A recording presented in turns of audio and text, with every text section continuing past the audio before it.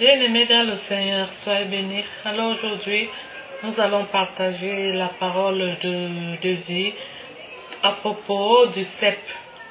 Que nous dit Jésus à propos du cep?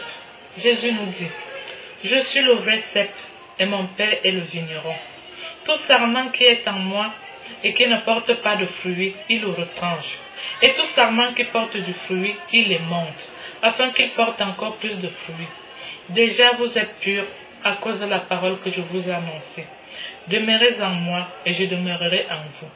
Comme le sarment ne peut de lui-même porter du fruit, s'il ne demeure attaché au cep. Ainsi, vous ne le pouvez non plus si vous ne demeurez en moi. Je suis le cep, vous êtes les sarments. Celui qui demeure en moi et en qui je demeure porte beaucoup de fruits, car sans moi, vous ne pouvez rien faire. Si quelqu'un ne demeure pas en moi, il est jeté dehors comme le sarment et il sèche.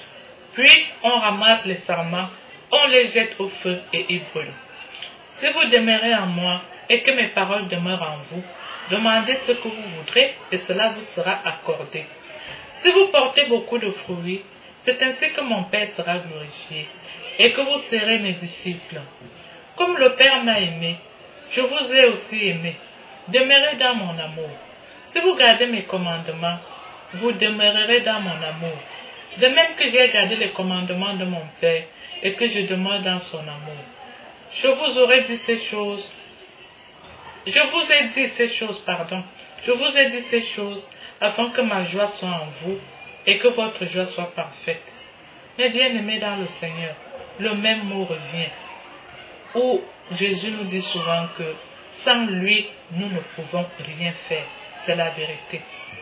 Vraiment. Donc, demandons-lui la force tous les jours.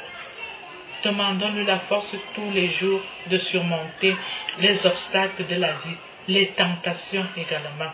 Parce que franchement, ce n'est pas facile de vivre ici sur terre. Ce n'est pas facile avec tout ce qu'il y a comme tentation à gauche et à droite et tout ça, c'est pas facile. Donc vraiment, nous demandons vraiment au Seigneur la force, demandons-lui la force tous les jours de nous aider à ne pas tomber, de nous maintenir toujours sur le chemin qui mène à lui, car il est le chemin, la vérité et la vie. Bien-aimés dans le Seigneur, merci beaucoup d'avoir accepté de partager avec nous. Nous nous retrouverons au partage suivant. À tout bientôt.